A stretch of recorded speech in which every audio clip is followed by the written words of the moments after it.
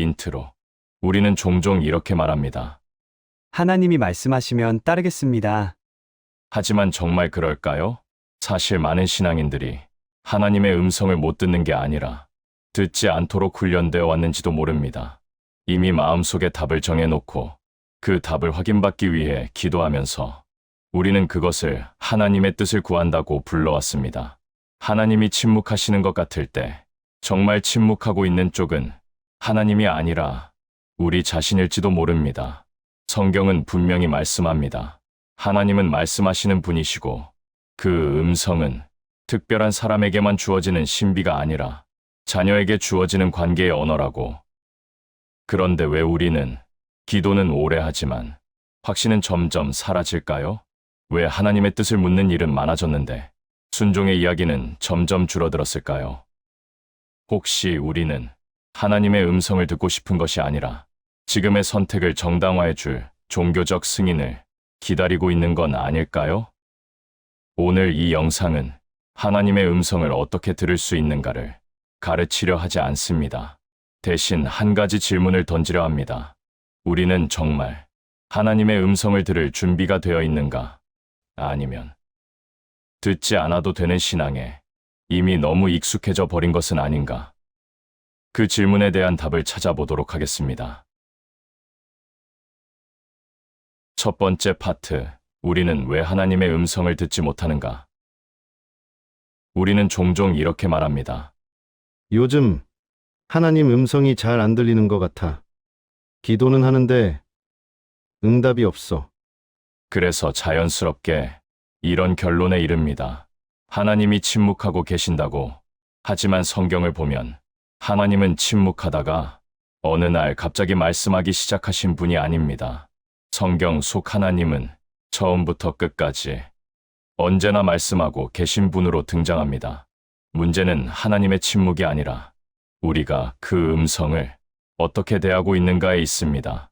우리는 하나님의 음성을 듣지 못하는 것이 아니라 어느 순간부터 듣지 않아도 신앙생활이 가능하도록 익숙해져 버렸습니다.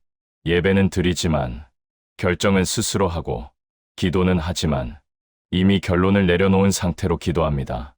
겉으로는 묻는 것 같지만 사실은 확인을 원할 뿐입니다. 이런 기도는 질문이 아니라 보고에 가깝습니다.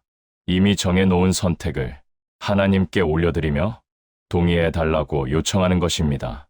이 상태에서 하나님의 음성이 분명히 들리지 않는 것은 이상한 일이 아닙니다.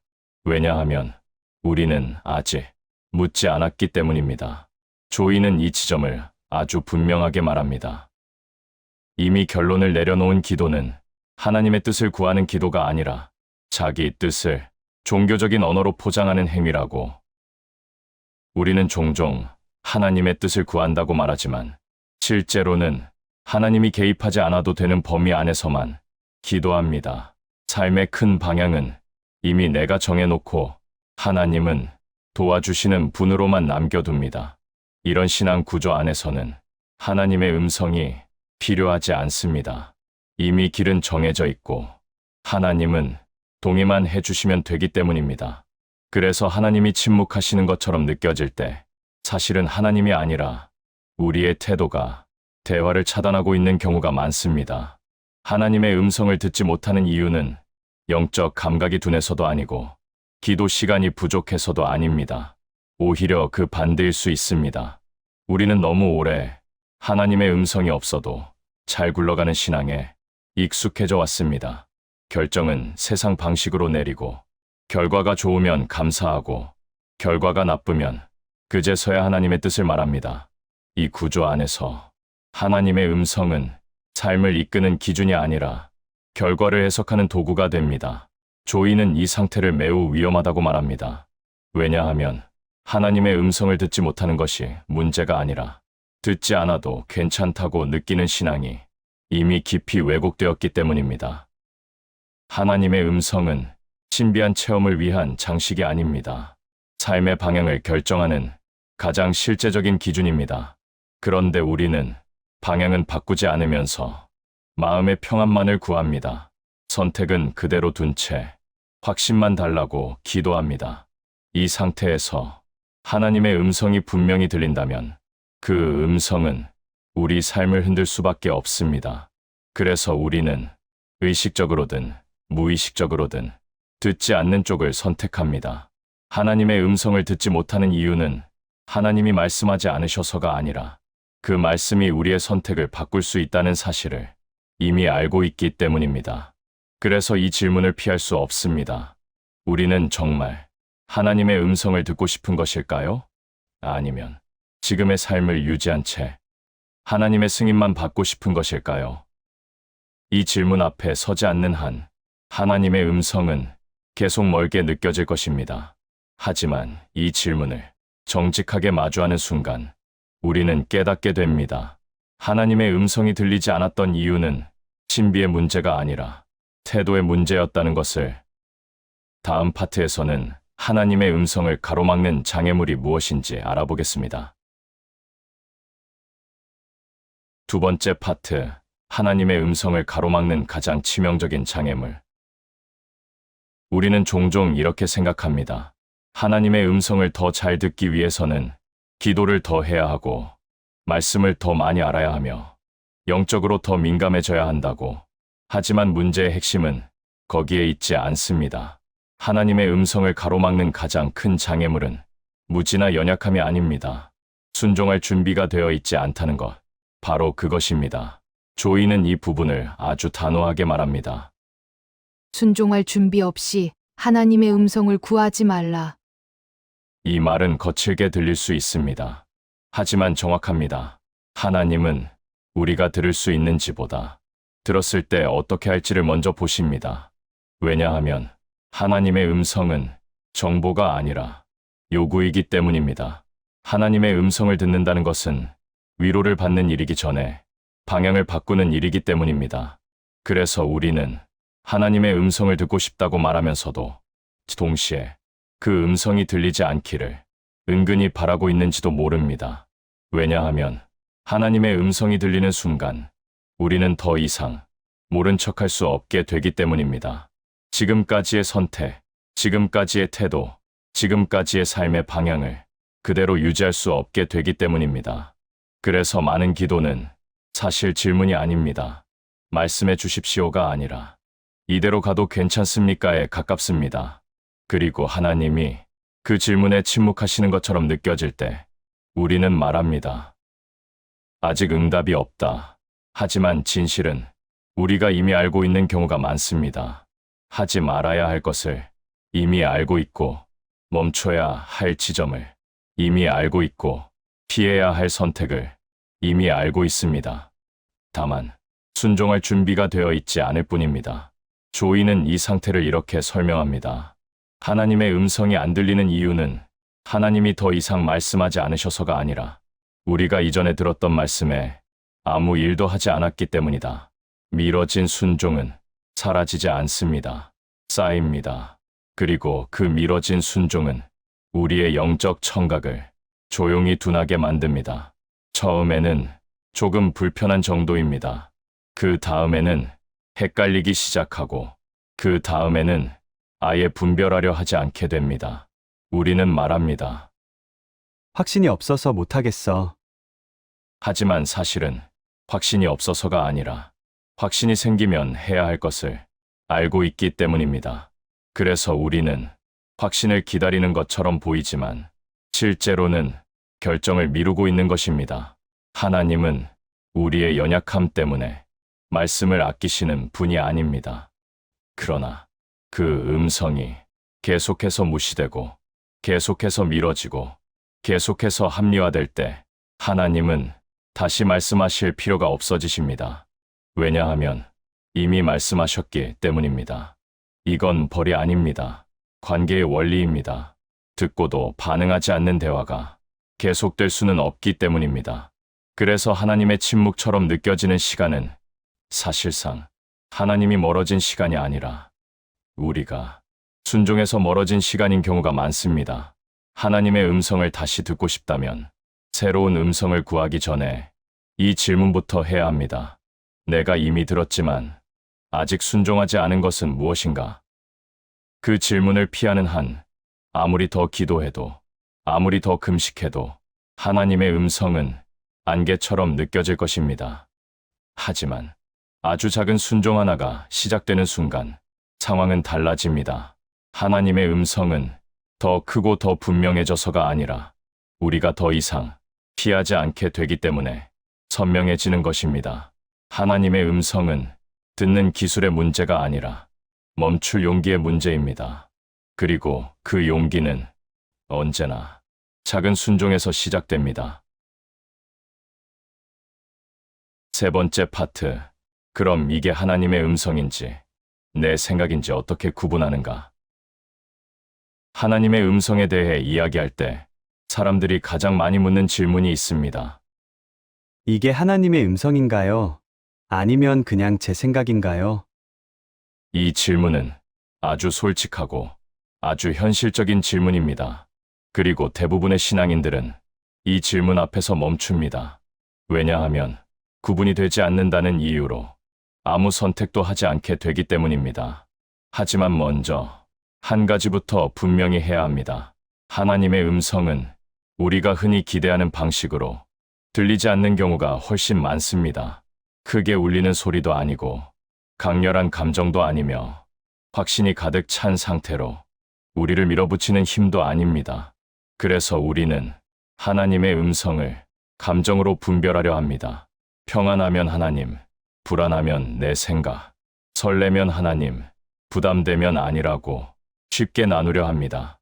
하지만 이것은 가장 흔하고 가장 위험한 착각입니다. 조이는 하나님의 음성을 감정으로 판단하려는 태도를 분명히 경계합니다. 왜냐하면 하나님의 음성은 우리 감정을 따라오지 않기 때문입니다. 오히려 많은 경우 하나님의 음성은 마음을 편하게 하기보다 삶의 방향을 불편하게 만듭니다. 그래서 첫 번째 분별 기준은 이것입니다. 그 생각이 나를 중심에 두는가? 아니면 하나님을 중심에 두는가? 내 생각은 대개 나를 보호하고, 나를 이해시키고, 나를 합리화합니다. 하지만 하나님의 음성은 설명해 주기보다 책임을 요구합니다. 두 번째 기준은 아주 단순하지만 결정적입니다. 그 생각이 성경의 방향과 충돌하는가? 아니면 그 흐름 안에 있는가? 하나님의 음성은 결코 성경과 싸우지 않습니다. 이번 상황은 특별하니까, 지금은 예외니까, 이 정도는 괜찮겠지라는 생각이 들 때, 우리는 이미 성경 바깥으로 나가고 있을 가능성이 큽니다. 하나님의 음성은 언제나 성경의 큰 방향 안에서 우리 삶을 밀어 넣습니다. 여기서 조이 도슨의 경험 하나가 아주 중요한 기준을 보여줍니다. 그녀는 사역 초기에 어떤 결정을 앞두고 강한 확신을 느꼈다고 말합니다.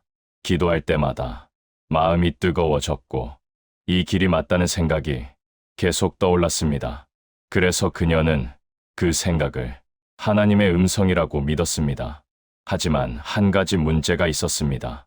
그 결정은 성경의 분명한 원리와 어긋나 있었고 믿음의 공동체 앞에 설명하기 어려운 선택이었습니다. 그럼에도 그녀는 이렇게 스스로를 설득합니다. 이렇게까지 확신이 드는데 이건 분명 하나님께서 주신 마음일 거야. 결과는 달랐습니다.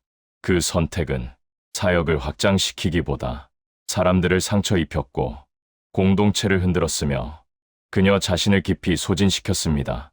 그제서야 그녀는 자신이 확신이라고 부르던 것이 사실은 강한 열정과 자기 확신이 섞인 내 생각이었다는 사실을 깨닫게 됩니다. 그리고 이렇게 말합니다. 나는 하나님의 음성을 너무 감정적으로 이해하고 있었다. 하나님의 음성은 나를 흥분시키기보다 나를 책임지게 만든다. 이 경험 이후 그녀는 분별의 기준을 바꿉니다. 마음이 뜨거운가가 아니라 하나님을 더 두려워하게 만드는가, 즉각 행동하고 싶은가가 아니라 빛 가운데 놓아도 흔들리지 않는가, 나를 증명하게 하는가가 아니라 나를 낮추는가. 그리고 세 번째 기준이 아주 중요합니다. 그 생각이 즉각적인 편안함을 주는가, 아니면 오래 남는 부담으로 남는가? 내 생각은 지금 편해지는 쪽으로 갑니다. 하지만 하나님의 음성은 지금은 불편해도 지워지지 않는 부담으로 남습니다. 덮으려 해도 돌아오고, 미루려 해도 다시 떠오르고, 합리화해도 사라지지 않습니다. 이 지점이 중요합니다. 하나님의 음성은 확신보다 먼저 회피할 수 없음으로 다가옵니다. 그래서 우리는 확신이 없어서 못하는 것이 아니라 이미 느끼고 있기 때문에 못하는 경우가 많습니다. 마지막 기준은 아주 현실적입니다. 그 생각이 공동체의 빛 가운데 놓일 수 있는가? 하나님의 음성은 혼자만 간직해야 할 비밀 지식으로 작동하지 않습니다. 설명할 수 없어서가 아니라 설명하고 싶지 않아서 숨기고 싶은 생각이라면 그것은 내 생각일 가능성이 큽니다. 여기까지 들으면 이렇게 느낄 수 있습니다. 그래도 여전히 헷갈려요. 맞습니다. 처음에는 헷갈리는 것이 정상입니다. 문제는 헷갈림이 아니라 그 헷갈림을 이유로 아무것도 하지 않는 것입니다. 하나님의 음성은 처음부터 완벽히 구분되도록 주어지지 않습니다. 작은 순종을 통해 분별력이 자라나도록 주어집니다. 그래서 하나님의 음성을 듣는 사람들은 대개 이렇게 말합니다. 그땐 잘 몰랐는데 지나고 보니 그게 하나님의 말씀이었어. 이것은 신비가 아니라 관계의 결과입니다. 순종이 반복될수록 분별은 또렷해지고 분별이 또렷해질수록 도망갈 여지는 줄어듭니다. 그래서 하나님의 음성은 더 크게 들리는 것이 아니라 더 이상 피할 수 없게 들립니다. 결국 하나님의 음성과 내 생각을 구분하는 기준은 기술이 아니라 태도입니다. 순종할 준비가 된 사람에게 하나님의 음성은 점점 분명해지고 아직 붙잡고 싶은 것이 많은 사람에게 하나님의 음성은 언제나 헷갈리게 남습니다. 다음 파트에서는 하나님께서 어떤 방식으로 우리에게 말씀하시는지 알아보겠습니다. 네 번째 파트, 하나님은 언제, 어떤 방식으로 말씀하시는가? 많은 사람들은 하나님의 음성을 떠올릴 때 특별한 순간을 기대합니다. 큰 결정 앞에서, 인생의 갈림길에서, 기도원이나 금식 중에 갑자기 분명한 음성이 들리기를 바랍니다. 하지만 현실은 다릅니다. 우리가 기대하는 그 순간보다 하나님의 음성은 훨씬 더 평범한 자리에서 훨씬 더 자주 다가옵니다. 조이는 이 기대 자체가 하나님의 음성을 더 멀게 만든다고 말합니다. 왜냐하면 우리는 큰 결정을 앞두고서야 하나님의 음성을 들으려 하기 때문입니다. 하지만 하나님은 큰 결정 이전에 이미 수없이 말씀해 오셨습니다. 작은 정직의 선택 앞에서, 사과해야 할 순간 앞에서, 멈춰야 할 말과 행동 앞에서, 피해야 할 관계 앞에서 하나님의 음성은 대부분 무엇을 할까 보다 지금 멈출 수 있는 것인가로 다가옵니다.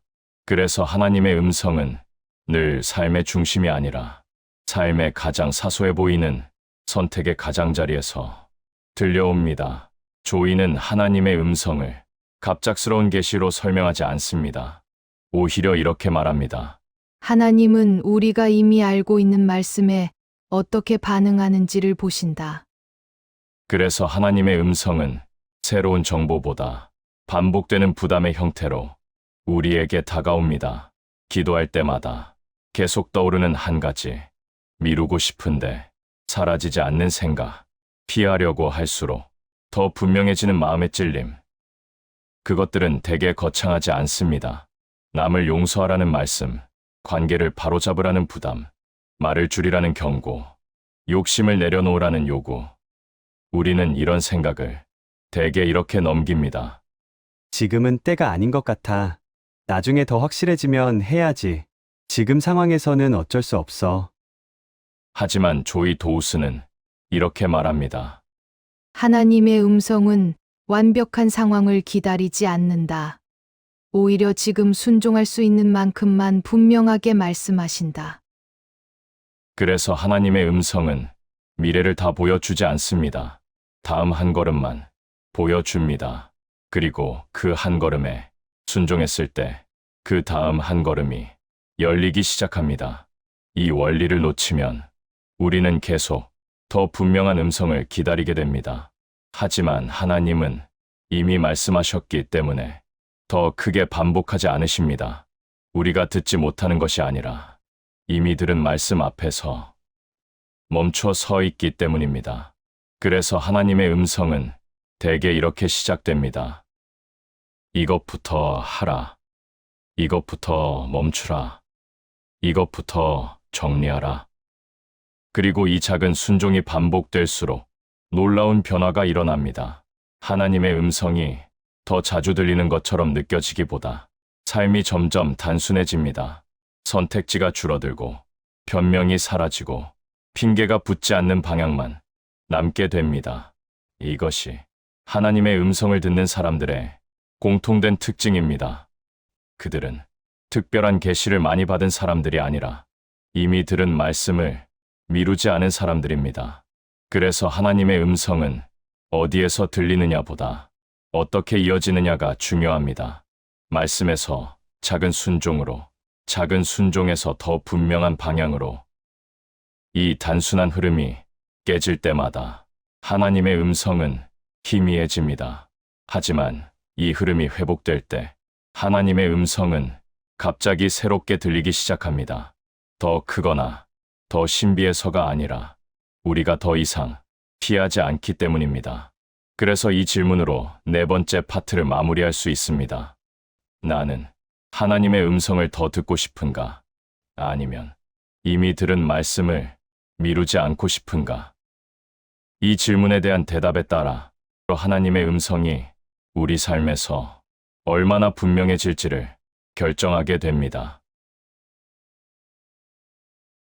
다섯 번째 파트, 하나님의 음성을 듣는 사람의 삶은 어떻게 달라지는가? 하나님의 음성을 듣는 삶이라고 하면 많은 사람들은 더 확신에 찬 삶을 떠올립니다. 결정 앞에서 흔들리지 않고 늘 분명한 답을 얻고 실수하지 않는 신앙의 모습으로.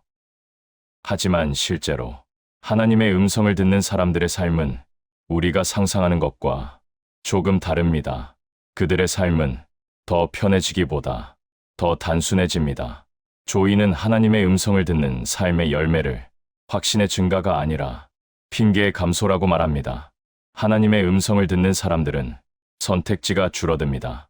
왜냐하면 할 수 있는 것보다 하지 말아야 할 것이 분명해지기 때문입니다. 그래서 그들은 결정을 오래 붙잡고 있지 않습니다. 이미 무엇을 해야 하는지 알고 있기 때문입니다. 하나님의 음성을 듣는 삶은 더 많은 정보를 얻는 삶이 아니라 더 적은 변명으로 사는 삶입니다. 예전에는 상황이 그래서 여건이 안 돼서 아직 때가 아니라서라는 말로 미루던 것들이 하나님의 음성을 듣는 삶 안에서는 점점 설 자리를 잃습니다. 왜냐하면 하나님의 음성은 언제나 선택의 책임을 우리에게 되돌려주기 때문입니다. 그래서 하나님의 음성을 듣는 사람들은 늘 확신에 차 보이지 않을 수도 있습니다. 오히려 조심스러워 보이고 말수가 줄어들고 결정을 쉽게 자랑하지 않습니다. 하지만 그들의 삶에는 이상한 일관성이 있습니다. 말과 삶이 어긋나지 않고 결정과 태도가 분리되지 않으며 신앙과 일상이 갈라지지 않습니다. 이것이 하나님의 음성을 듣는 삶의 가장 분명한 증거입니다. 하나님의 음성을 듣는 삶은 문제가 사라지는 삶이 아닙니다. 오히려 문제를 대하는 태도가 달라지는 삶입니다. 왜 이런 일이 생겼을까 보다 지금 내가 순종해야 할 것은 무엇일까를 먼저 묻게 됩니다. 그래서 그들은 상황을 해석하느라 에너지를 다 쓰지 않습니다. 대신 오늘 순종할 수 있는 것에 집중합니다. 이런 삶은 눈에 띄지 않습니다. 화려하지도 않고 간증거리로 포장하기도 어렵습니다. 하지만 오래 갑니다. 조이 도우슨이 평생 강조했던 것도 바로 이것이었습니다. 하나님의 음성을 듣는 삶은 특별한 영적 체험의 축적이 아니라 작은 순종이 쌓인 흔적이라는 것. 그래서 하나님의 음성을 듣는 사람들은 점점 자유로워집니다. 선택의 자유가 늘어서가 아니라 해야 할 것과 하지 말아야 할 것이 정리되었기 때문입니다. 그리고 이 단순함 속에서 놀라운 평안이 생깁니다. 모든 것이 잘 풀려서가 아니라 더 이상 자기 자신과 싸우지 않기 때문입니다. 결국 하나님의 음성을 듣는 삶이란 무엇을 더 아는 삶이 아니라 이미 알고 있는 말씀 앞에서 도망치지 않는 삶입니다. 그리고 그 삶은 오늘도 아주 작은 선택 하나로 조용히 이어지고 있습니다. 클로징. 하나님의 음성을 듣는 삶은 특별한 사람들의 이야기가 아닙니다. 그것은 더 많은 계시를 받는 삶이 아니라 이미 들은 말씀 앞에서 도망치지 않는 삶입니다. 우리는 종종 하나님의 음성이 더 분명해지기를 기다립니다. 하지만 하나님은 이미 충분히 말씀하셨을지도 모릅니다. 다만 그 말씀이 우리의 선택을 바꾸게 될 것을 우리가 알고 있기 때문에 더 듣고 싶지 않았던 것은 아닐까요? 하나님은 여전히 말씀하십니다. 문제는 음성이 아니라 태도입니다. 오늘 이 영상을 통해 하나님이 새롭게 말씀하시기를 기다리기보다 이미 알고 있지만 미뤄두었던 한 가지를 다시 떠올려 보십시오. 그 작은 순종 하나가 하나님의 음성을 다시 또렷하게 만드는 시작점이 될 수 있습니다. 하나님의 음성을 듣는 삶은 확신으로 가득 찬 삶이 아니라 핑계가 하나씩 사라지는 삶입니다. 그리고 그 조용한 변화는 오늘 아주 작은 선택 하나로 이미 시작될 수 있습니다. 시청해 주셔서 감사합니다.